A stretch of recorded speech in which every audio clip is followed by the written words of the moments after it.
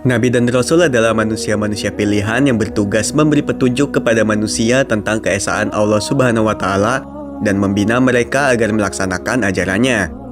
Ciri-ciri mereka dikemukakan dalam Al-Quran Surat Al-Ahzab ayat 39, yang artinya, ialah orang-orang yang menyampaikan risalah-risalah Allah. Mereka takut kepadanya dan mereka tiada takut kepada seorang pun selain kepada Allah. Dan cukuplah Allah sebagai pembuat perhitungan. Perbedaan antara Nabi dan Rasul adalah seorang Nabi menerima wahyu dari Allah Subhanahu wa Ta'ala untuk dirinya sendiri. Sedangkan Rasul menerima wahyu dari Allah Subhanahu wa Ta'ala guna disampaikan kepada segenap umatnya. Para Nabi dan Rasul mempunyai 4 sifat wajib dan 4 sifat mustahil, serta 1 sifat jais, yaitu sidik, mustahil ia kizib, amanah, mustahil khianat, tablik, mustahil kitman, fatonah, mustahil jahlun. Bersifat jais yaitu aradul basyariyah. Di dunia ini telah banyak Nabi dan Rasul telah diturunkan, sebanyak 25 Nabi dan Rasul. Dimulai dari Nabi Adam alaihissalam dan diakhiri oleh Nabi Muhammad SAW. Di episode awal ini kami akan menceritakan kisah Nabi pertama, yaitu Nabi Adam alaihissalam.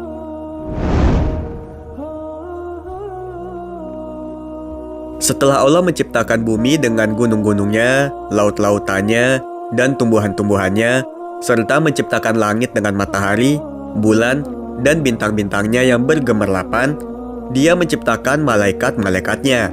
Ialah sejenis makhluk halus yang diciptakan untuk beribadah, menjadi perantara antara Zat yang Maha Kuasa dengan hamba-hambanya, terutama para Rasul dan Nabi-Nabinya.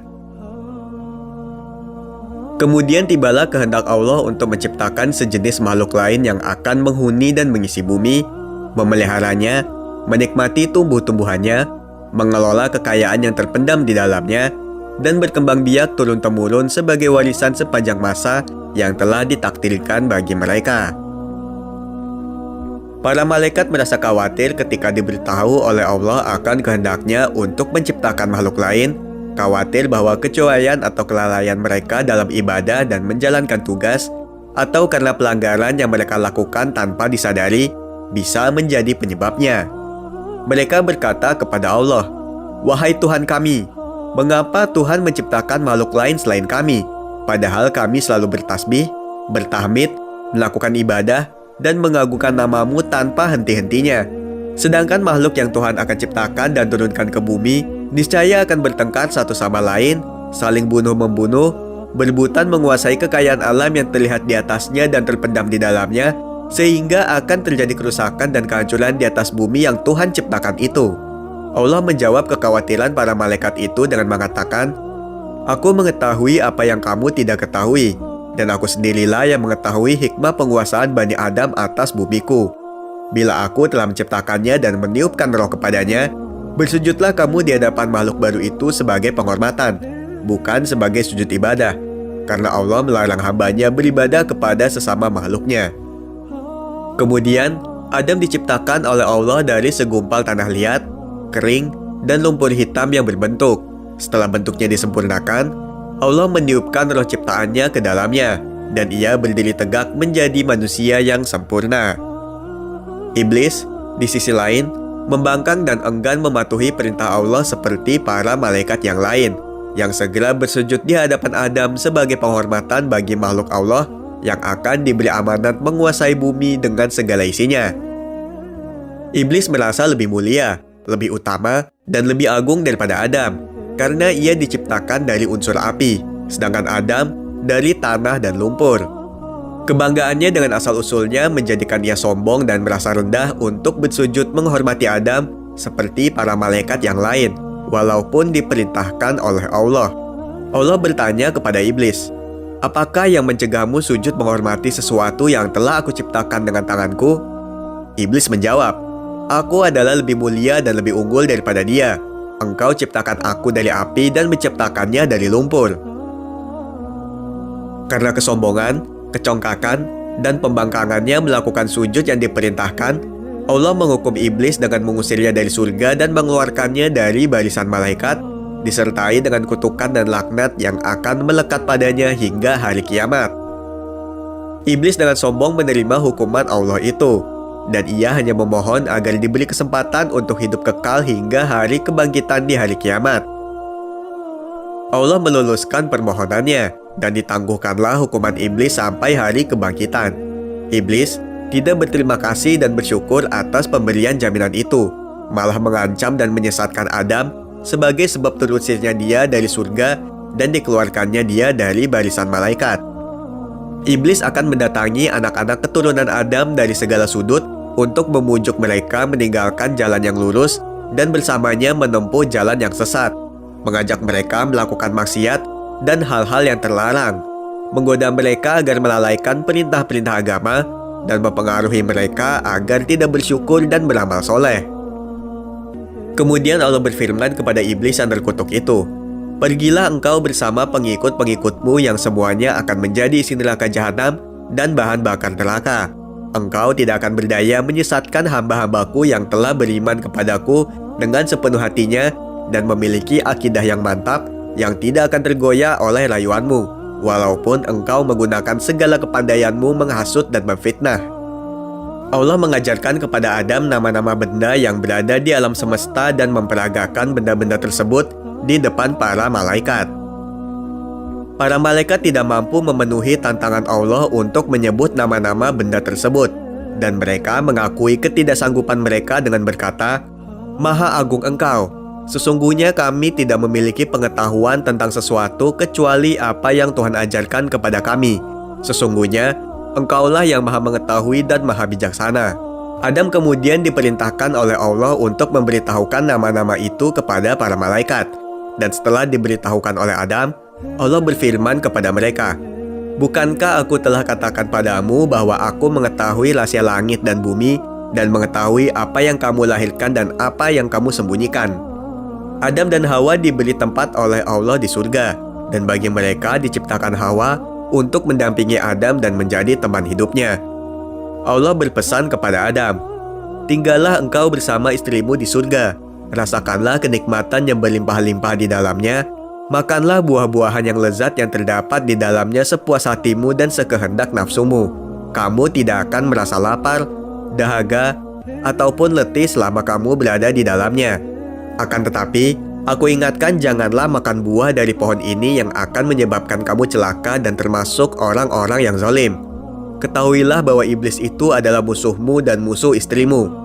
Ia akan berusaha membujuk kamu dan menyeret kamu keluar dari surga sehingga hilanglah kebahagiaan yang kamu sedang nikmati ini." Iblis mulai beraksi dengan menunjukkan rancangan penyesatannya kepada Adam dan Hawa yang sedang hidup bahagia di surga. Ia menyatakan kepada mereka bahwa ia adalah kawan mereka dan ingin memberi nasihat dan petunjuk untuk kebaikan mereka. Iblis menggunakan segala cara dan kata-kata halus untuk mendapatkan kepercayaan Adam dan Hawa bahwa ia jujur dalam nasihat dan petunjuknya kepada mereka. Ia membisikkan kepada mereka bahwa larangan Tuhan kepada mereka memakan buah-buah yang ditunjuk itu adalah karena dengan memakan buah itu, mereka akan menjelma menjadi malaikat dan akan hidup kekal. Dengan bujukannya yang halus, Adam dan Hawa terpengaruh dan melanggar larangan Tuhan. Allah mencela perbuatan mereka itu dan berfirman, "Tidakkah aku mencegah kamu mendekati pohon itu dan memakan dari buahnya? Dan tidakkah aku telah ingatkan kamu bahwa syaitan itu adalah musuhmu yang nyata?" Adam dan Hawa menyadari kesalahan mereka dan berserah diri kepada Allah. Mereka menyesali perbuatan mereka dan berdoa, "Wahai Tuhan kami telah menganiaya diri kami sendiri dan telah melanggar perintah-Mu karena terkena bujukan iblis. Ampunilah dosa kami karena nescaya kami akan tergolong orang-orang yang rugi bila Engkau tidak mengampuni dan mengasihi kami." Allah menerima taubat Adam dan Hawa serta mengampuni perbuatan pelanggaran yang mereka lakukan. Adam dan Hawa merasa lega setelah menerima pengampunan Allah dan mereka bertekad untuk tidak tertipu lagi oleh iblis. Allah kemudian menentukan dalam takdirnya bahwa Adam dan Hawa serta keturunannya akan diturunkan ke bumi sebagai benih pertama dari umat manusia. Allah berfirman kepada mereka, "Turunlah kamu ke bumi, sebagian daripada kamu menjadi musuh bagi sebagian yang lain. Kamu dapat tinggal dan hidup di sana sampai waktu yang telah ditentukan." Adam dan Hawa turun ke bumi untuk menghadapi kehidupan baru yang jauh berbeda dengan kehidupan di surga. Mereka harus menempuh hidup di dunia yang fana ini dengan sukacita dan dukanya. Dan mereka akan menurunkan umat manusia yang beragam sifat dan tabiatnya, berbeda-beda warna kulit dan kecerdasan otaknya. Umat manusia akan berkelompok-kelompok menjadi suku-suku dan bangsa-bangsa, di mana yang satu menjadi musuh yang lain, saling berkonflik, merugikan satu sama lain, dan menindas. Allah mengutus nabi-nabinya dan rasul-rasulnya untuk memimpin hamba-hambanya ke jalan yang lurus, penuh damai dan kasih sayang di antara sesama manusia, jalan yang menuju ridhonya dan kebahagiaan manusia di dunia dan akhirat. Al-Quran menceritakan kisah Adam dalam beberapa surat, antara lain surat Al-Baqarah ayat 30-38 dan surat Al-A'raf ayat 11-25.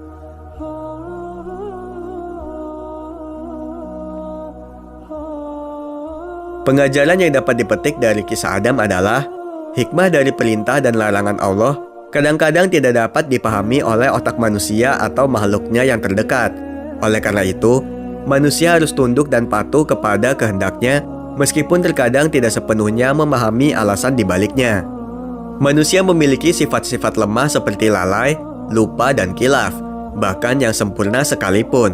Namun, manusia bisa memperbaiki diri melalui kesadaran akan kesalahan, taubat, dan memohon ampunan kepada Allah. Kesombongan, kencongkakan, dan pembangkangan selalu membawa kerugian dan kebinasaan. Contohnya adalah sikap iblis yang sombong, sehingga ia terusir dari surga dan dihukum oleh Allah. Allah selalu terbuka untuk menerima taubat hambanya yang sesungguhnya. Meskipun manusia melakukan dosa besar, asalkan ia bertaubat dengan sungguh-sungguh, Allah akan mengampuni dosanya. Kisah Adam juga mengajarkan bahwa hidup di dunia ini penuh dengan cobaan dan ujian. Manusia harus berhati-hati terhadap tipu daya iblis dan selalu taat kepada perintah Allah. Allah telah menetapkan takdirnya, dan manusia harus menerima segala ketentuannya dengan ikhlas. Meskipun hidup di dunia ini berat dan penuh dengan konflik, manusia harus tetap berusaha menjalani hidup dengan penuh keimanan dan ketakwaan kepada Allah.